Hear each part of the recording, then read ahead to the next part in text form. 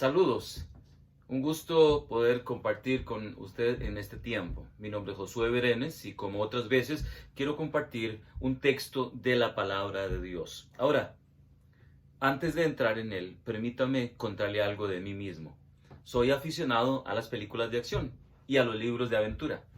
En estas historias casi siempre hay tres personajes determinantes: el villano o los villanos, las víctimas o la víctima y el héroe de la película o del libro de acción o el libro de aventura.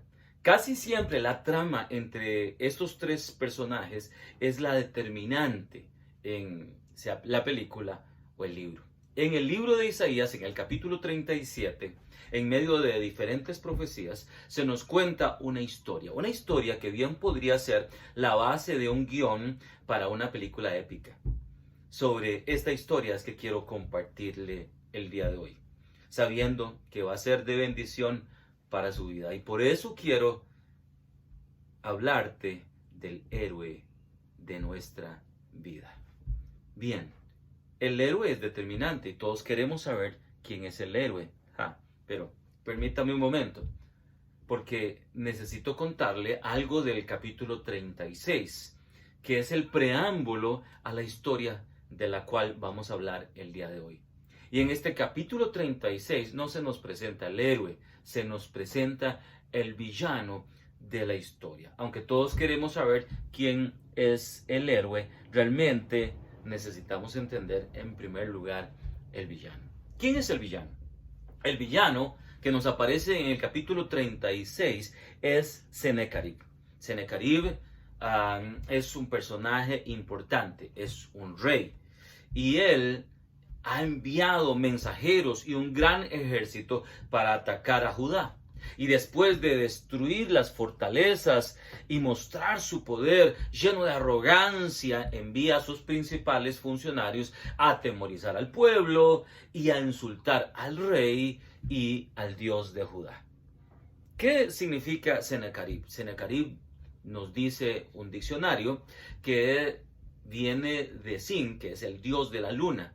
Y lo que implica es: el dios de la luna ha multiplicado a los hermanos. O sea, nos dice algo de este personaje. Posiblemente era adorador del dios de la luna. Había sido el hijo y el sucesor de Sargón, el rey de Asiria.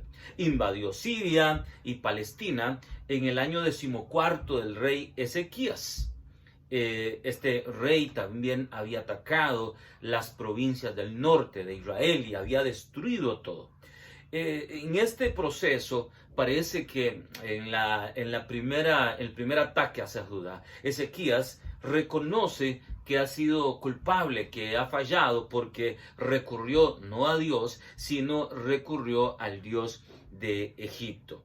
Y en medio de todo esto parece que hay unas tablillas escritas en oro que este rey dejó, donde Ezequías reconoce que ha fallado. Ahora bien, Ezequías tiene que pagar un tributo al rey Sennacherib a causa de todo esto, y este tributo fue de 300 talentos de plata y 300 talentos de oro para que lo dejara. Y Sennacherib, como indico, dejó registro de todo esto. No, perdón, dije unas tablas de oro, unas tablas de arcilla, disculpe. Afirma este rey que capturó 46 ciudades fortificadas y las fortalezas y los pueblos de su alrededor que pertenecían al rey Ezequías, rey de Judá.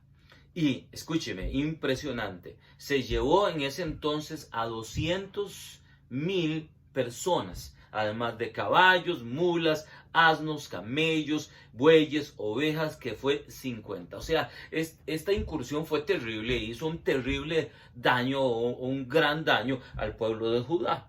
Además de eso, el rey tuvo que pagar un tributo.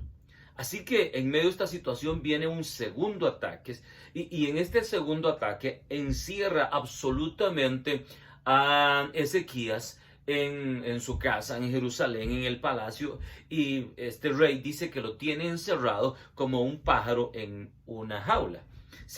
Sennacherib entonces en el capítulo 36 envía insultos, improperios en un mensaje a Ezequías que evidentemente lo que buscan es atemorizarlo y atemorizar al pueblo. Parece que la relación que existía entre el rey Ezequías y el rey, el faraón de Egipto, pues era una buena relación, y entonces el rey Sennacherib quiere decirle, mire, no, usted no le vale nada apoyarse en el rey de Egipto, y ni siquiera en Dios, y habla muy feo, muy mal contra el Señor. Esto es más o menos lo que nos comparte el diccionario bíblico ilustrado de Vila Esquaín.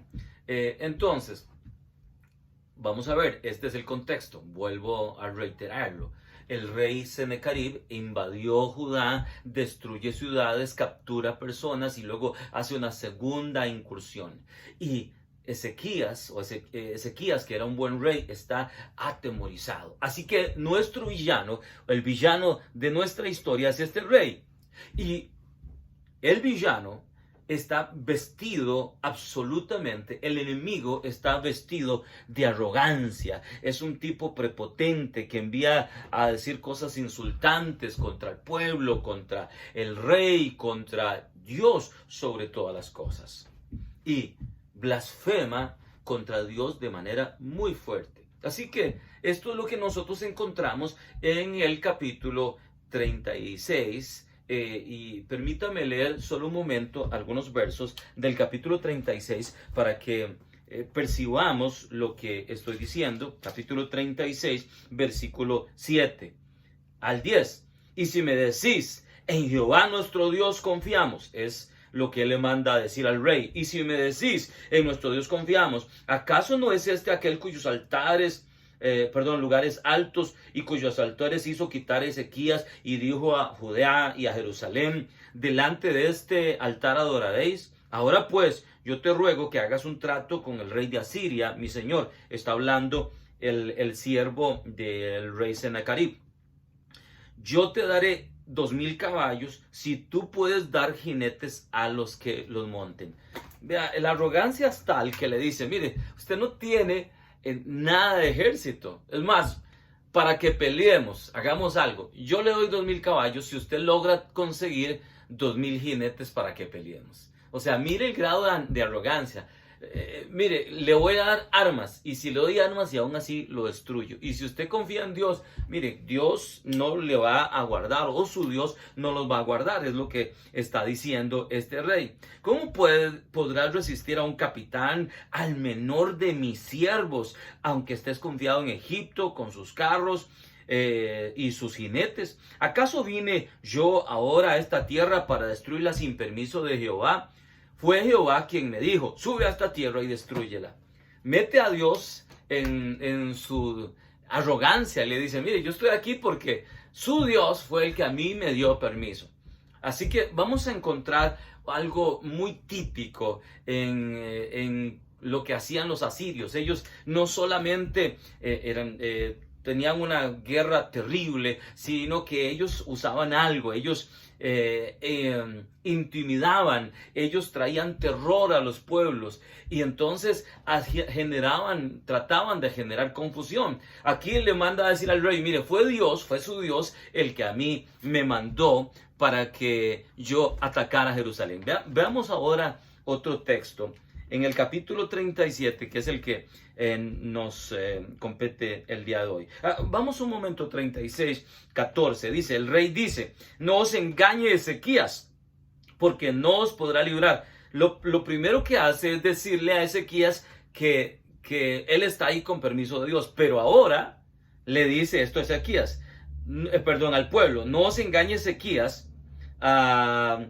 El rey dice, no os engañe Ezequías, porque no os podrá librar, ni os haga Ezequías confiar en Jehová, diciendo, ciertamente Jehová nos librará. No será entregada esta ciudad en manos del rey de Asiria. No escuchéis a Ezequías, porque así dice el rey de Asiria, haced conmigo la paz y salid a mí, y coma cada uno de su viña y cada uno de su higuera, y beba cada cual sus aguas de su pozo, hasta que yo venga y lleve a una tierra como la vuestra, tierra de grano y de vino, y tierra de pan y viñas. Le está diciendo al pueblo, miren, Isaías los está engañando a ustedes a decirles que confíen en el Señor. E inmediatamente en el siguiente verso, una vez más, vuelve a decirles, no confíen en Ezequías. Así que vea su estrategia. Le dice a Ezequías, no confíes en Dios porque Dios fue el que me mandó. Y le dice al pueblo, no confíen en Ezequías que está tratando de hacerles desconfiar de Dios. ¿Lo notan? Es un juego de engaño el que él tiene. Él arrogantemente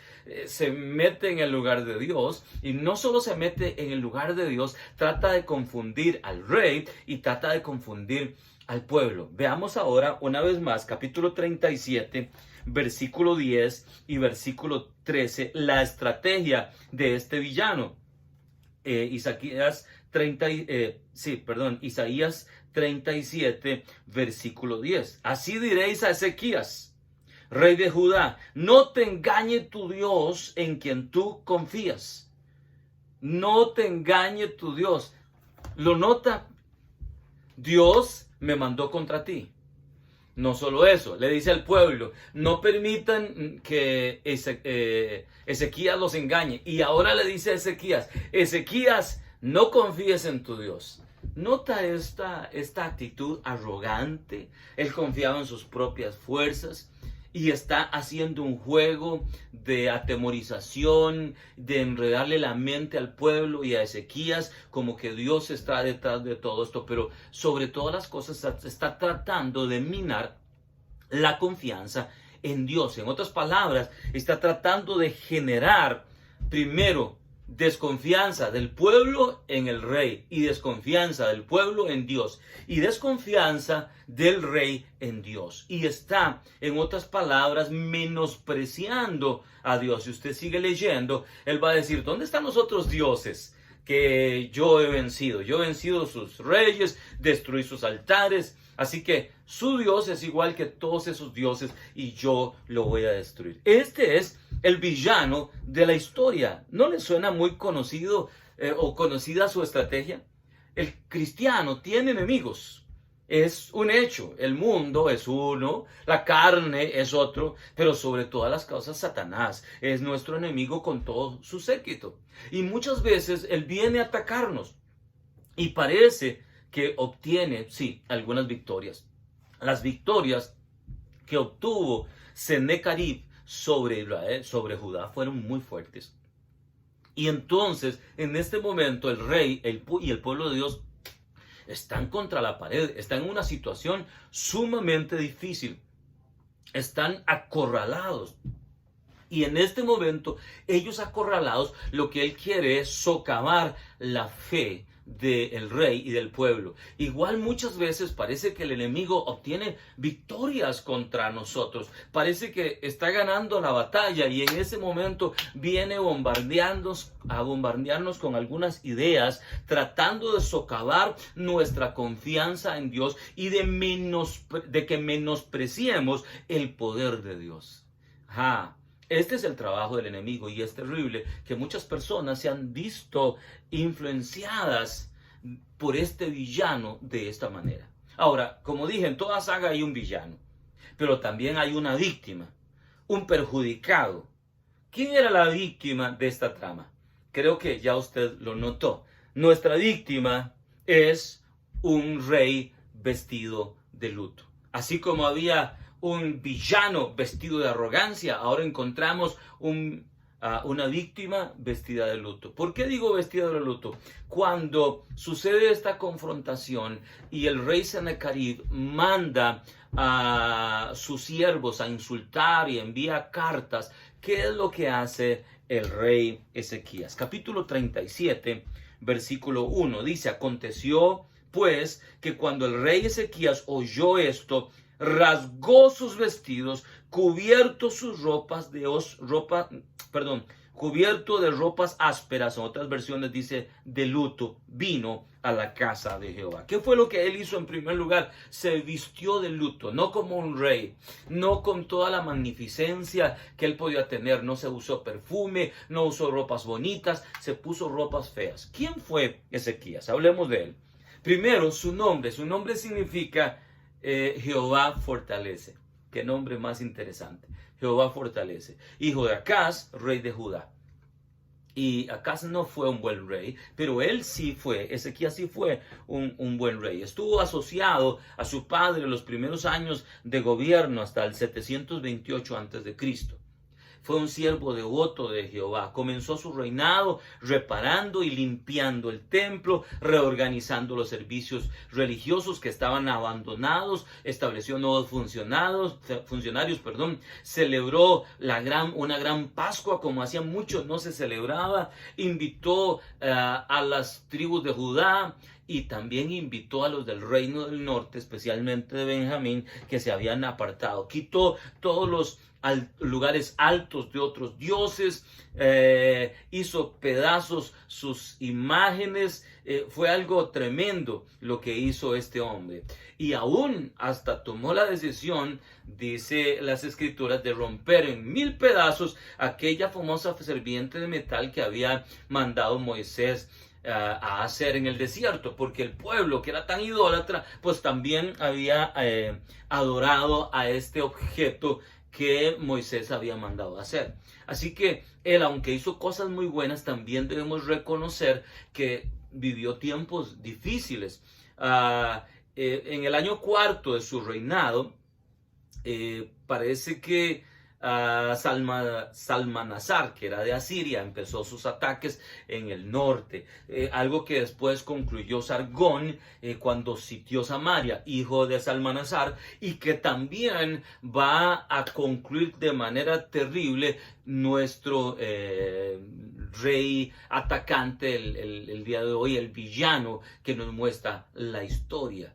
Y entonces él vivió tiempos convulsos y sí, es cierto, tuvo algunas pérdidas delante de este rey Senecarib, pero también vivió cosas extraordinarias de la mano del Señor. Así que encontramos este buen rey, este adorador, este hombre fiel, y este hombre fiel termina vestido de luto, no como un verdadero rey. Y si usted pone atención, no solo él, así como el rey Senaquerib mandó a sus siervos a insultar a Dios, entonces este hombre, este rey también toma una decisión. No solo se viste de luto él, sino también sus súbditos, los que están a su alrededor, se visten de luto. Veamos lo que dice el versículo 2 del capítulo 37. Y envió a Eliaquim, el mayordomo, a Sebna el escriba, y a los ancianos de los sacerdotes cubiertos de ropas ásperas, o sea, cubiertos de luto. Esto fue lo primero. Él se encuentra en una situación de aflicción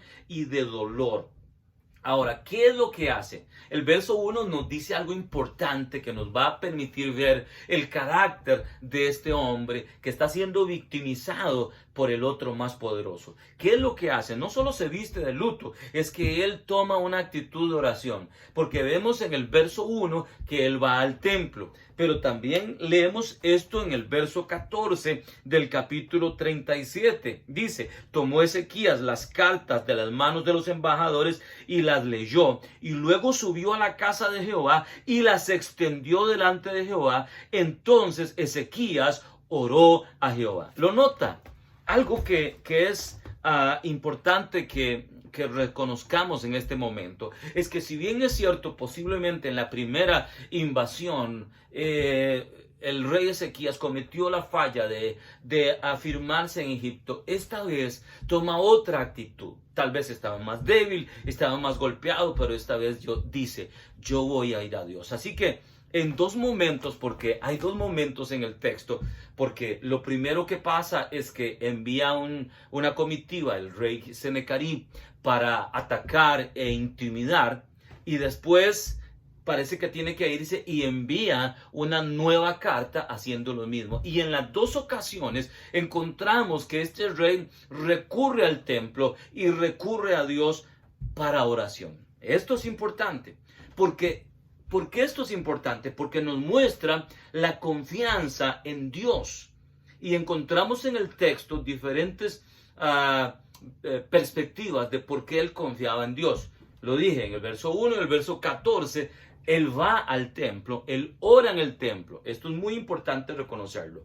En el verso 4 nos dice que él le manda a sus mensajeros que están vestidos de ropas ásperas. ¿A dónde los manda? En lugar de mandarlos al faraón, los manda al profeta Isaías. Dice el verso 3, empecemos ahí. Dice, ellos le dijeron, ¿a quién? A Isaías, hijo de Amós.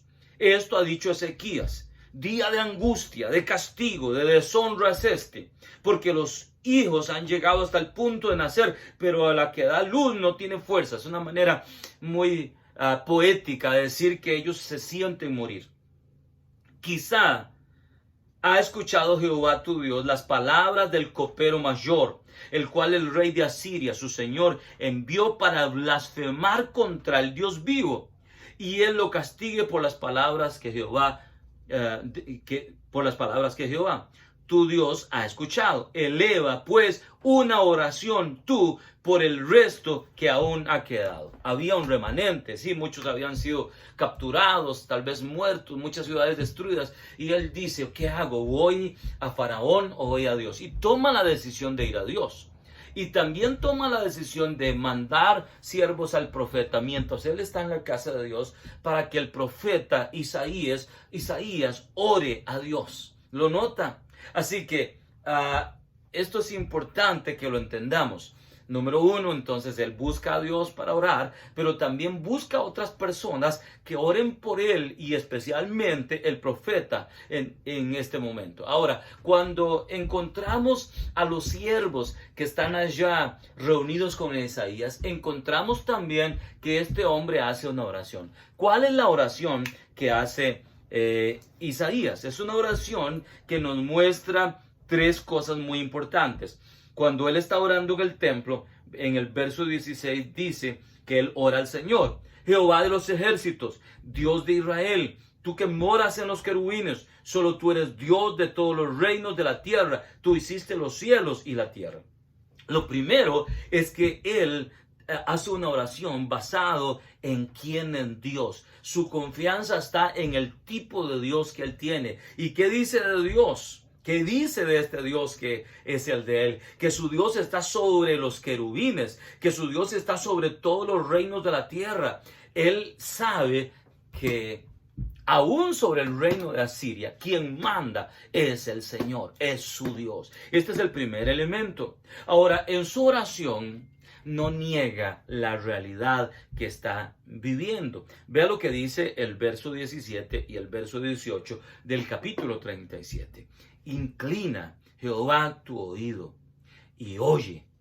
Abre, Jehová, tus oídos y mira. Escucha todas las palabras que Sennacherib ha enviado a decir para blasfemar contra el Dios viviente. Ciertamente, Jehová, los reyes de Asiria han destruido todas las tierras y sus comarcas.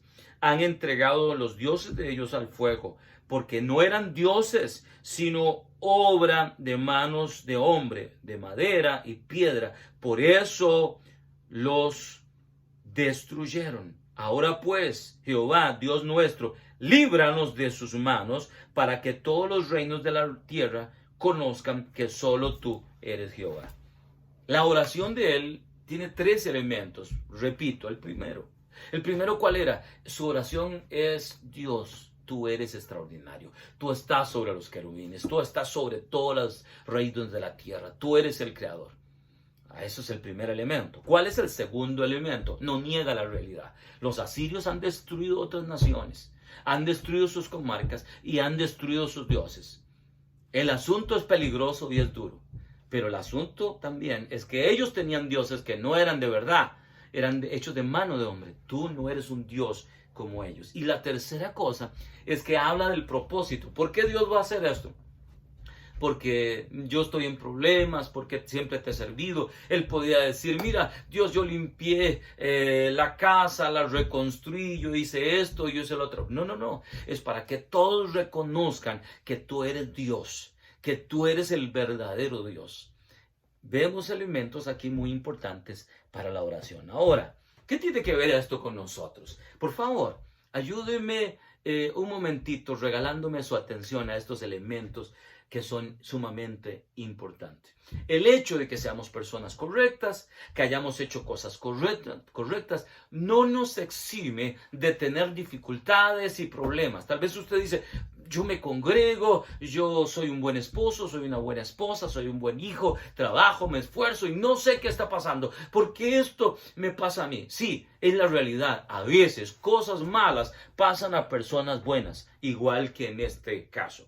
Ahora, muchas veces estas situaciones vienen a debilitar nuestra fe. ¿Y cómo enfrentamos estas crisis? Es determinante, porque el enemigo va a tratar de debilitar nuestra fe. Entonces, además de esto, en estos momentos de conflicto, ¿hacia dónde corremos? ¿A quién buscamos? ¿A quién nos acercamos? Todo esto habla de lo que somos nosotros. ¿A dónde corrió Ezequías? Corrió al templo. ¿A quién buscó? Al profeta. ¿Lo notan? ¿Qué hacemos en estos momentos de crisis? Va a hablar mucho de lo que somos nosotros, como estas acciones hablan de quién era el rey de Judá. Sí, es cierto, parece que Ezequías en algún momento corrió a Egipto, pero en este momento corrió a Dios. ¿Y qué fue a hacer a Dios? A orar. ¿Y cómo fue su oración? Fue una oración de confianza basada en los atributos de Dios, no en sus propias habilidades o sus propias capacidades. Entonces la oración habla de lo que creemos realmente. La oración de Ezequías nos habla de qué es lo que él realmente creía. Entonces, no se trata, por supuesto, solamente de memorizar algunas ideas o paso 1, paso 2 y paso 3 para la oración. Se trata de lo que hay en lo profundo en el corazón, porque cuando estamos en la crisis se nos olvidan las oraciones memorizadas y realmente surge lo que hay dentro de nosotros, porque las crisis hacen que surja lo que hay en el corazón, sea bueno o sea malo. Así que es importante meditar en estos momentos. ¿Qué es lo que oramos? ¿Cómo oramos? ¿Y por qué oramos? ¿Qué oró el rey? Oró a Dios porque Dios era extraordinario. ¿Cómo oró? Con una actitud de humildad, reconociendo el poder de Dios, la gloria de Dios y también su propia realidad. ¿Pero por qué oró? Oró por la gloria de Dios, para que Dios fuera reconocido como el Dios sobre todo. ¿No es eso lo que dice Romanos 11:36? Que todo es de Él, todo es por Él y todo es para Él. Esta debería ser nuestra actitud específicamente en la oración y en tiempos de crisis. Ahora bien, así como hay antagonistas en una historia, hay también protagonistas. Veamos el actuar al verdadero protagonista de la historia. ¿Quién es este? Es un Dios que se viste de poder. Lo primero que vimos es un villano que se viste de arrogancia. El segundo que vimos es la víctima, un rey que se viste de luto. Pero ahora veamos al héroe, un Dios vestido de poder. Sí, porque el héroe no es Ezequiel ni es su fe. Ni siquiera es Isaías el que presenta el mensaje, porque es solamente un vocero, un mensajero de Dios. El héroe es realmente el Dios de Israel. Es un Dios que se viste de poder para salvar a su pueblo y confrontar los enemigos. Esta historia nos muestra a Dios y nos muestra cómo es Dios. ¿Qué dice esta historia de cómo es Dios? El versículo 6 y versículo 7 del capítulo 37 nos dice lo siguiente. Y les dijo Isaías: decid a vuestro Señor que así ha dicho Jehová: no temas por las palabras que has oído, con las cuales has blasfemado contra mí los siervos del rey de Asiria. He aquí, yo pondré en él un espíritu, oirá un rumor, se volverá a su tierra y haré que en su tierra perezca a espada. ¿Qué es lo primero que nos muestra el texto? Que Dios es un Dios que escucha la oración, pero que también escucha la voz de sus enemigos. Y muchas veces parece que sentimos como que Dios no nos escucha. Pero esto nos muestra el texto. Dios es un Dios que escucha. Dios es un Dios que escucha tu oración. Dios es un Dios que escucha mi oración. Pero algo más. Dios es un Dios que socorre a su pueblo. ¿Lo notó? Yo he escuchado lo que ha hablado Senado, y yo voy a hacer algo. Voy a hacer que venga un espíritu en él, o una actitud, un temor en él, podríamos decirlo de esta manera. Va a escuchar lo que otros murmuran y se va a ir. Y ahí yo voy a juzgarlo, es lo que dice Dios. Veamos lo que dice el versículo 28 y luego el versículo 33 y el versículo 35 del capítulo 37. Vamos a ver, verso 28, en primer lugar, dice el texto. Deme un momento. Capítulo 37, versículo 6 y 7 lo acabamos de leer. Lo leo para ustedes otra vez para recordar. Y les dijo Isaías: decid a vuestro Señor, así ha dicho Jehová, no temas por las palabras que has oído. O sea, yo escuché, así que no tengas ningún temor. Ahora veamos lo que dice el versículo 33. Dice: por tanto, así dice Jehová acerca del rey de Asiria: no entrará en esta ciudad, ni arrojará saeta en ella, no vendrá delante de ella con escudo, ni levantará contra ella baluarte, porque por el camino que vino volverá y no entrará en esta ciudad, dice Jehová, porque yo ampararé a esta ciudad para salvarla por amor a mí mismo y por amor a David, mi siervo. ¿Cómo se muestra Dios en el texto? Se muestra como un Dios que socorre a aquellos que están confiando en Él, que están sostenidos en Él. Pero también veamos un poco más. Es un Dios que juzga a los enemigos. Lo leímos en el verso 7 hace un ratito. Yo haré que venga un espíritu sobre él, escuchará la murmuración, se regresará y ahí lo juzgaré. ¿Qué pasó? En el mismo capítulo, en el versículo 36 hasta el 38, nos dice lo que sucedió.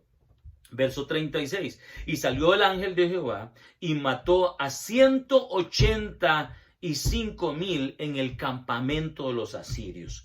Y cuando se levantaron por la mañana, todo era cadáveres. Entonces Sennacherib, rey de Asiria, se fue y se estableció en Nínive. Y aconteció que mientras adoraba en el templo de Nisroch su dios, sus hijos Adramelech y Sarecer lo mataron a espada y huyeron a la tierra de Ararat, y reinó en su lugar Esarhadón, su hijo.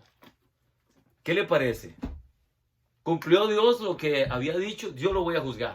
Ustedes ni siquiera van a pelear. Y el ángel del Señor destruyó un montón de su ejército. Y en esto vino temor de él. Su ejército estaba debilitado. Había problemas allá y regresó a Nínive. Y estando en el templo de su Dios, vea qué interesante, estando en el templo de su Dios, fue matado por sus propios hijos. Mientras que él llegó a insultar al Dios de Judá, cerca de los alrededores de Jerusalén. Es en el templo de su Dios que él muere matado por sus propios hijos. ¿Qué nos enseña esto? Lo importante del texto entonces no es mostrar a Sennacherib. Sennacherib es solo el villano, es simplemente alguien más, uno más usado por el enemigo. Es un tipo arrogante y el enemigo siempre es arrogante. Tampoco se trata de mostrar la tragedia del rey justo. Sí, era un hombre correcto y había tragedia, pero mucho pasa en las vidas. El texto no está enfocado en eso. Lo importante del texto es reconocer que hay un Dios sobre todo. El verso 20, el rey Ezequías lo dice: para que todos los reinos de la tierra conozcan que solo tú eres Jehová. Ahí está la clave. Lo que nos muestra el texto no es a Isaías, no es a Ezequías, ni es a Sennacherib, es a Dios mismo. Él se muestra en el texto. El Dios que nos muestra el texto es un Dios vestido de poder, que pelea y destruye a sus enemigos, aún sobre los otros dioses. Es un Dios que deshace grandes ejércitos. Es un Dios con el mayor poder sobre la tierra y sobre el universo, pero sobre todo, y aquí está la clave, es un Dios en el cual podemos depositar nuestra confianza en medio de las aflicciones. El héroe de la historia entonces es Dios. Podemos recurrir a Él en la aflicción y podemos confiar en Él, porque Él nos amparará para salvarnos por amor a sí mismo, dice el versículo 35. No negamos que nuestro enemigo se viste de arrogancia, no solo para desafiarnos a nosotros, sino para desafiar a Dios. Tampoco vamos a negar que muchas veces nos vestimos de luto ante las situaciones terribles que experimentamos. Pero ese no es el final. No. Dios es nuestro héroe. Él se ha vestido de poder para salvarnos. Él es más poderoso que cualquier enemigo. Él puede hacer lo que sea. Ese es el Dios nuestro. Y Él va a hacer por nosotros lo que a nosotros nos parece imposible. Recuerda, cuando estamos en momentos de dificultad, el héroe de la historia es nuestro Dios.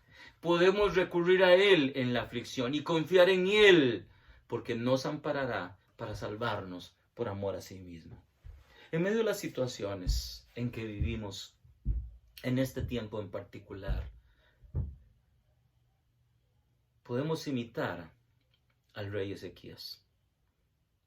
Toma las cartas de tu aflicción. Toma las cartas que te visten de luto y ve delante del Señor y preséntaselas. Él es más poderoso que un dictamen médico. Él es más poderoso que una pérdida. Él es más poderoso que un robo. Él es más poderoso que el dolor. Él es más poderoso que el divorcio. Él es más poderoso que el luto. Él es más poderoso que el enemigo más poderoso. Sí, tal vez el enemigo te ha impuesto luto en este día. Es tiempo de quitarte el luto, porque Dios se vistió de poder para salvar a su pueblo. Hoy te llamo a hacer una oración de confianza. Él es el héroe que necesitas en tu vida. Él te puede quitar el luto con que te tiene vestida la tragedia.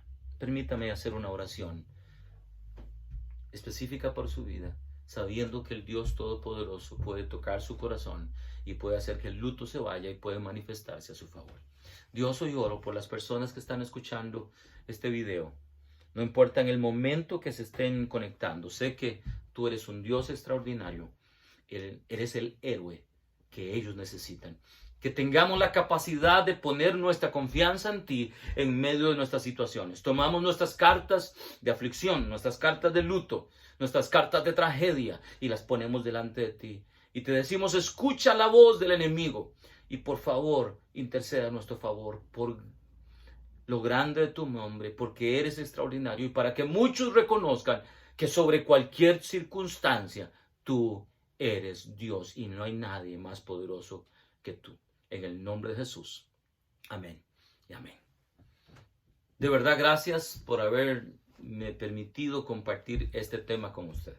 Mi nombre es Josué Brenes, soy pastor, soy también estudiante de la Universidad Evangélica de las Américas en el nivel de maestría y estoy llevando la maestría dirigida por el doctor Luis Alberto González Brenes en el curso de oratoria sacra, predicación de los profetas. Y anhelo que este tema haya sido de bendición para su vida. Hasta la próxima.